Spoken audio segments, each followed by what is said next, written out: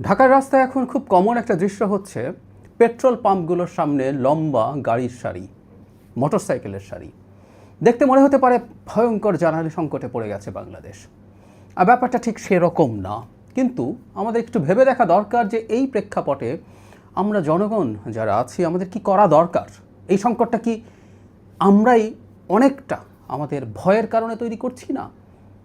আমরা সাম্প্রতিক প্রেক্ষাপট জানি যে বাংলাদেশে জ্বালানির মজুদ নিয়ে কারোর মধ্যে সংশয় আছে, কতটা আছে এই তথ্য আমাদের সবার কাছে পৌঁছে গেছে। স্ট্রেইট অফ হরমুজ বা হরমুজ প্রণালী ইরান অ্যাপারেন্টলি বন্ধ করে দিয়েছিল, ফলে অনেকগুলো জাহাজ আটকা পড়ে গেছে। বেশ কয়েকটা দেশ, সৌদি আরব, ইরান, কাতার, ইউএই, এদের জ্বালানি আসার পথ ওটা, এবং পৃথিবীর অন্তত 20% জ্বালানি সেটা দিয়ে আসে। তো সাপ্লাই নিয়ে আমাদের টেনশন শুরু হয়েছিল। শুধু সেটা না, জ্বালানির দাম বেড়ে যায় কিনা, এই সব কিছু মিলে একটা সংকট দেখা যাচ্ছিল। সেই সংকটটা আসলে কী পর্যায়ে আছে এবং আমাদের আতঙ্কিত হওয়া উচিত কিনা, এটা খুব জরুরি। কারণ আমরা যখন আতঙ্কিত হতে থাকি তখন আমাদের আতঙ্ক বাজারে ডিজাস্টার তৈরি করতে পারে সম্ভবত, বা নিশ্চিতভাবেই বলা যায় এই মুহূর্তে যে সংকট আমরা দেখছি সেটা অনেক বেশি খারাপের দিকে যাচ্ছে আমাদের আতঙ্কের কারণে। আমাদের আতঙ্কিত না হওয়া উচিত। খুব হতাশার ব্যাপার কি আছে? আর প্রথম কথাটা হচ্ছে ঝুঁকি আছে, এতে কোনো সন্দেহ নেই, এবং এই ঝুঁকিটা আমাদের তৈরি না। গ্লোবাল ঝুঁকি যখন তৈরি হবে সেই ঝুঁকির মাসুল আমাদেরকে দিতে হবে। আমি আগেও একদিন বলেছিলাম যে আমাদের সরকার, আমাদের বলতে আমরা যারা এই দল বা এই সরকারে যারা আছি তা না, এই সরকার আমাদের প্রত্যেকটা জনগণের সরকার। জনগণের ম্যান্ডেটে গঠিত যখন সরকার হয় তখন সেই সরকারটা শুধু যারা তাকে ভোট দিয়েছে তারা না, সেই সরকারটা সব জনগণের সরকারে পরিণত হয়। সো এই সরকারটাকে আমি আগেও বলেছি আমরা যেন ওন করি। সো আমাদের সরকারটার, আমাদের রাষ্ট্রের একটা দুর্ভাগ্য যে সরকার আসতে না আসতে 1 মাসও হয়নি, কয়েক সপ্তাহ হলো, 3 সপ্তাহ হলো, সেই সময়ের মধ্যেই এই ধরনের একটা ভয়ঙ্কর পরিস্থিতির মধ্যে আমরা পড়েছি। কিন্তু এর মধ্যে আমরা আমাদের হাতে যতটুকু আছে, অনেক কিছু আমাদের হাতে নেই, এবং এই হাতে না থাকা জিনিস নিয়ে আমরা ইভেন বড় সংকটেও পড়তে পারি। যদিও আমি মনে করি সংকট অত বড় হবে না, কিন্তু পড়তে পারি। কিন্তু এর মধ্যে আমরা যতটুকু পারি আমরা যেন অতটুকু আর খারাপ না করে ফেলি। একটা কথা আছে এরকম, কেউ যদি গর্তে পড়ে তার প্রধান কাজ হচ্ছে বা প্রথম কাজ হচ্ছে গর্তটা আর না খোঁড়া, ওটাকে আর গভীর না করা। সো আমরা গর্তে পড়ে যেতে পারি বা পড়ে গেছি খানিকটা, কিন্তু আমরা যেন সেটা না খুঁড়ি। জ্বালানি দরের প্রেক্ষাপটটা যদি একটু দেখি, সেটা হলো আমরা দেখেছি আমাদের জ্বালানি মন্ত্রী জানিয়েছেন গতকাল যে 2 জাহাজ জ্বালানি তেল এসছে, আমাদের মজুদ বেড়েছে, কিন্তু রেশনিং হবে। এই যে রেশনিং হবে বা রেশনিং হচ্ছে, এটাও কারোর মধ্যে এক ধরনের আতঙ্ক তৈরি করছে। কিন্তু রেশনিং হওয়াটা কেন জরুরি সেটা নিয়েও একটু কথা বলতে চাই। মজুদ বাড়া, কিন্তু যেহেতু সংকটের একটা সম্ভাবনা আছে এবং আমাদের একটা আচরণও এই রেশনিংয়ের জন্য দায়ী, সেটাই আসবো। এখন আমাদের ভবিষ্যতে সাপ্লাই কি বাড়ার সম্ভাবনা আছে? উত্তর হচ্ছে আছে, কারণ স্ট্রেইট অফ হরমুজ পুরোপুরি বন্ধ করে রাখার বিরুদ্ধে চায়না অবস্থান নিয়েছিল। চায়না 4-5 দিন আগে থেকেই আমরা নিউজ দেখেছি যে চায়না ইরানের সাথে আলোচনা করছে স্ট্রেইট অফ হরমুজ যেন এভাবে পুরো বন্ধ না করে ফেলে। যদিও বেশ কিছুদিন বন্ধ, কয়েকদিন বন্ধ ছিল, এইটা বন্ধ থাকবে না এটা আশা করার কারণ আছে। কারণ আমরা দেখেছি সম্প্রতি 2-1 দিন আগেই ইরান ঘোষণা করেছে তারা এটা আর ওয়াইড স্প্রেড ব্যান দিচ্ছে না, র্যাদার আমেরিকা এবং ইসরায়েলের সাথে যে জাহাজগুলো তাদের সাথে কানেক্টেড তাদের ছাড়া অন্য জাহাজগুলোকে তারা ছাড় দেবে। তাহলে আমরা এভাবে বলতে পারি যে ওই স্ট্রেইট অফ হরমুজ দিয়ে সামনে তেল বা এলপিজি, এলএনজি এগুলো ভিন্ন জাহাজে করে আনা যাবে। ফলে বাংলাদেশের বিদ্যুৎ এবং এই পেট্রোলিয়াম পণ্য, আমাদের বিদ্যুতের একটা বড় অংশ এলএনজির সাথে কানেক্টেড, সেই জন্য বিদ্যুতের কথা বলছি, সেগুলো মেজর সংকট তৈরি করবে না। শুধু সেটা না, এইখান দিয়ে পৃথিবীর সারেরও একটা বিরাট পার্সেন্টেজ পরিবাহিত হয়, অ্যারাউন্ড 20-25% আমাদের সারেরও সংকট হওয়ার সম্ভাবনা থাকতে পারত। সো আমরা আশা করি যে আপাতত এই সংকটটা ম্যাসিভ হয়ে যাবে না, কারণ স্ট্রেইট অফ হরমুজ যদি আংশিকভাবেও চালু হয়ে যায়, মানে গ্লোবাল ইকোনমি এরকম ডিজাস্টারে ফেলে দেয়া, বিশেষ করে ইরানের মানে খুবই ক্লোজ মিত্র চায়না প্রচুর ইরানিয়ান ফুয়েলের উপরে ডিপেন্ড করে। চায়নাও এটা এভাবে চাইবে বলে মনে হয় না। অ্যাট দ্য সেম টাইম আরও কিছু স্টেপ, যেমন রাশিয়ার তেল কেনার ব্যাপারে যে পরিমাণে এমবার্গো ছিল, আমেরিকা সেটা থেকে খানিকটা সরে এসছে, ইন্ডিয়াকে আবারও ছাড় দিচ্ছে তারা রাশিয়ার তেল যেন কেনে, তাতে গ্লোবাল যে সাপ্লাই শর্টেজ আছে সেটা কমে আসবে। এটা একটা দিক।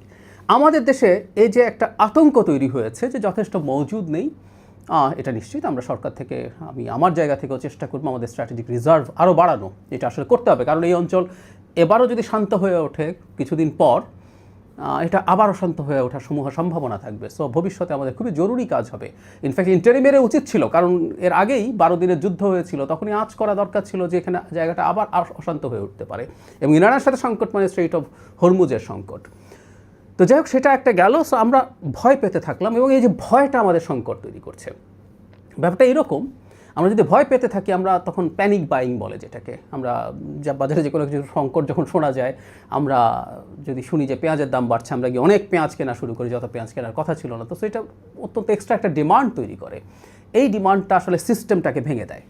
বেশ খানিকটা এরকম আমরা ধরুন ব্যাংকের বিজনেসটা ডিপেন্ড করে, সে মানুষের কাছ থেকে টাকা নেয়, সেই টাকা আবার লোন দেয়, সেই লোনটা দিয়ে ব্যবসা করে সেখান থেকে মানুষকে ইন্টারেস্ট দেয়, এবং সে হিসাব করে মানুষ কী পরিমাণ টাকা এখান থেকে তুলতে চায়, সে পরিমাণ টাকা সে হাতে রাখে, আর বাকি টাকা তো সে ইনভেস্ট করে ফেলে, অন্যকে লোন দিয়ে দেয়।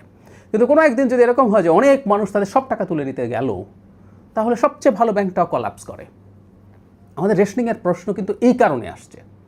রেশনিং মানে এই না আমাদের মজুদের অবস্থা খুব খারাপ, আমরা ভবিষ্যৎ দেখতে পাচ্ছি, এবং আমরা ওই যে প্যানিক বাইং করছি। যে মানুষটা তার গাড়ির ট্যাঙ্কে 5 লিটার 10 লিটার তেল নিতেন, তিনি এখন ফুল ট্যাঙ্ক চাইছেন। যিনি বাইক চালাচ্ছেন তিনিও ফুল ট্যাঙ্ক তেল চাইছেন।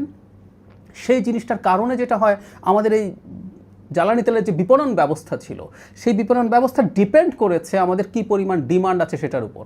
যখন মানুষ 2 লিটার 3 লিটার বাইকের জন্য কেনে, 10 লিটার তার অন্য কারের জন্য কিনছে, সেডানের জন্য কিনছে, সেটার উপরে ডিপেন্ড করে। যখন প্রত্যেকে ফুল ট্যাঙ্ক তেল নেওয়া শুরু করে, তখন আমাদের যে ডিস্ট্রিবিউশন এবং সাপ্লাইয়ের যে চেইন আছে, সেটা ভেঙে পড়ার সম্ভাবনা থাকে। সে কারণেই আসলে রেশনিংটা লাগবে।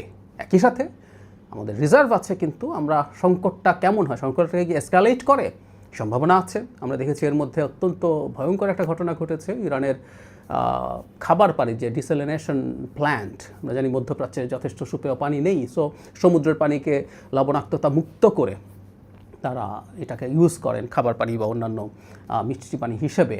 এখন যদি পাল্টা অ্যাটাক শুরু হয় মিডল ইস্টের অন্যান্য দেশে, বা এই আলাপ এখনও আছে যে দেখা যাচ্ছে ইরান যেহেতু তার বেশ ভালো স্ট্র্যাটেজিক টার্গেটে হিট করতে পারছে, এবং ইসরায়েল এবং আমেরিকার ইন্টারসেপ্টার যথেষ্ট নেই, মানে যেগুলো দিয়ে সে ইনকামিং মিসাইল এবং ড্রোনকে ভূপাতিত করে। ইরানের ড্রোনও এখনও যথেষ্ট তার হাতে রয়ে গেছে ধারণা করা হয়। সো যুদ্ধ আরও বেশ কিছুদিন চলার সমূহ সম্ভাবনা আছে, তারপর অনেক লম্বা সেটা হবে না। তো যে কথাটা বলতে যাচ্ছিলাম, তাতে আমাদের জ্বালানি সংকট কিছুটা থেকে যেতেই পারে, সেজন্য সতর্ক থাকা।